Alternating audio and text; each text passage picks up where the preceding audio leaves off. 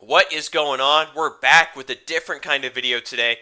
Today we're going to be talking about the most broken and uncompetitive sport in America, college football. And the reason it is broken and uncompetitive is because being a big name and brand recognition is more important than winning games. And the reason I say that is because, well, number one, brand recognition makes winning games easier for recruiting purposes, like duh.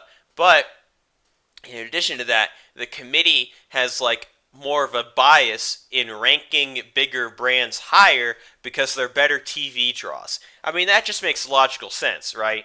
This is a entertainment business after all, even though these are kids going to school. Excuse me. So I understand that, but the problem is as far as like making a competitive sport, if there is a advantage in being a bigger brand, then that makes the sport a little less balanced and a little more uncompetitive. So I just think that's unhealthy for the sport. Excuse me. And the college football gods have stricken me with a cough pestilence here to stop me from trying to talk crap about their beloved sport. But anyway, excuse me. My biggest problem with college football is the committee. The committee heavily favors the SEC and bigger brands like Ohio State, as shown especially in the 2016-2017 season when Penn State beat Ohio State and Penn State won the Big Ten championship, but Ohio State was still selected over Penn State because, Penn State, and then you had the talking heads defending it like these Ohio State dick riders like Colin Cowherd. Oh, the eye test, you know? Oh, if it was in Columbus, Ohio State would have won. But it wasn't in Columbus, and Ohio State didn't win. But yet, we're the committee. Ohio State's a bigger name, and we do the eye test. It's so stupid. It's not an objective system. It's broken. It's uncompetitive, and it's not good from a spectator standpoint of you root for your team. In my case, Penn State. If you root for Penn State, you see Penn State win the Big Ten championship, which I was at that game, by the way. And then, they don't even make the playoffs because the committee is, how it is. So, anyway, and I know Ohio State is a bigger TV draw than Penn State. Penn State is a pretty big brand in college football, but Ohio State is much bigger. And a lot of people hate watch Ohio State because every Ohio State fan I've ever met in my life, except for one person, is a pretentious tool. But I understand from a TV perspective and an entertainment perspective why the committee favors these big brands completely. But it's very uncompetitive. So what's a better system? A better system, which I don't think is a perfect system, is an ELO system. Because obviously it's not like the NFL where you only have 32 teams. You play you're playing you play 17 games, but 3 are repeats, so you're playing 14 different teams or something. Maybe my math doesn't check out there. But, it's there's a lot more, there's a lot less teams, so it's a lot more easy to see different matchups. And also the NFL's objective criteria as to who make the playoffs. So, I understand the issue. An ELO system is a good way to compare all these teams to any given team to any other given team. And I did a video on college football ELO a year or two ago. It just kind of talking about pros and cons and stuff. And I also did a video explaining the ELO system. So I will link both of those if you want to watch that. But if you're familiar with the ELO system, you can just go ahead and look with me at this website, warrennolan.com. We have each team here, the record, the ELO score, the rank, and then these Q records. If you look over here at the top, Q1 is 1 to 25, Q6 2650, Q3 5175, and Q4 76 to 134. And you can see right here. So I believe this website uses a similar, kind of the same chess formula. Maybe they use a different K factor, how much your ELO moves up and down for each win and loss. But it's centered around 1,500. So if we look here, if we just took the top 12 teams in ELO to make the playoffs, we would have Oregon, Texas, Notre Dame, Penn State, Georgia, Ohio State, SMU, Tennessee, Alabama, South Carolina, Ole Miss, and Boise State. Now, obviously, if we did that, that would be a very, very, very flawed system, and pretty much just as broken as well. So first of all, no ACC teams would be represented. So the conference champion has to be an auto bid. I think the championships is coming up. But let's just say Miami because they're higher, right? So you could like swap Miami and like Ole Miss or something. And then that would be like the playoffs, and then maybe like another conference. I don't know the conferences now because everyone's like changed. But what's interesting to me is like half these teams are in the SEC, and I've always complained in real life about the committee's SEC bias.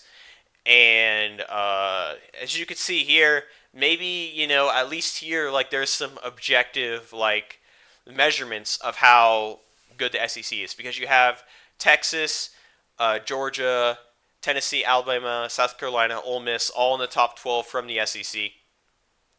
And then from like the Big Ten, which is I would argue the second best conference, Oregon, you got Penn State, you got Ohio State, and then that's it in the top 12. So, and then also Indiana down here at number 18, which is a lot lower than I thought they would be. As you can see here, they had a lot of like low rank, low quality wins. And Colorado also was lower than I thought they would be here at 20th. They just haven't really played anyone good. And I think this system is far, far from perfect. But I feel like it's a better system than just the committee picking. If you want to have some like, oh, we have to have like objective, like the candidates tournament in chess used to have a like rating qualifier where if you didn't win any of the tournaments like the Grand Prix, but you had the highest rating, you got an auto bid to the candidates tournament. So I feel like maybe some incorporation of this, like in some objective way, would help the competitive landscape. Now maybe I'm off my rocker, but at least with NIL and the expanded playoffs, at least college football is a little more balanced. But and even Michigan has like a really high, and you know what? I think based on like this ELO right here for Michigan being all the way up to 21, despite like looking at their record here, I feel like there's some rollover from the year before in this website where like there's like kind of centered to the mean of 1500, kind of like what they do at like Rocket League rank resets, where like the higher you are, the more rank you lose at the end of each season. But I don't think it's fully every team starts at 1500. So I feel like that's like kind of why some of these ratings are a bit weird looking here on this website. But yeah, I feel like this is really interesting. It's really interesting to me. I feel like it's a better system. And, one of my biggest complaints about college football scheduling is it seems like Alabama, like, it's like at the beginning of the year, they're automatically in the playoffs, and they have to, like, lose enough to not make the playoffs. And people want them in the playoffs this year, even though they lost to Vanderbilt. Look at this. They lost to Vanderbilt, who's, like, terrible, and then, like, ELO-wise, and they lost to Oklahoma, who's mid. And then this other one is Tennessee. So, I don't think Alabama deserves to get in the playoffs, but like just because of the brain recognition, they're like assumed to be in until they lose it. Whereas a team like SMU has to earn it a lot more. And they actually had like a stronger schedule than some of these other teams, it looks like, but I feel like an ELO system or like some incorporation of it would be a little better. But I like a lot of fans I don't think would really understand how it works in order to like I don't know appreciate it, because it's like really mathy and like people. It's not like people like aren't good at math, but it's people like I want to watch sports. They don't want to have to do a bunch of math. It's like, oh, like this team is 21 and they get a touchdown. That's 7. That's 28. That's like the extent of math people want to do when they watch sports. Let's just be honest with ourselves here. But I feel like it would help like a lot of these scheduling issues because like the SEC, they always have like 1 week a year. They call it like Blowout Saturday, where they're playing like the Citadel or Furman or Helen Keller School for the Blind, and they beat them 66-3. And then all talking heads go on ESPN. They're like, "Oh, Alabama beat Helen Keller School of the Blind 66-3. They look so dominant in that game."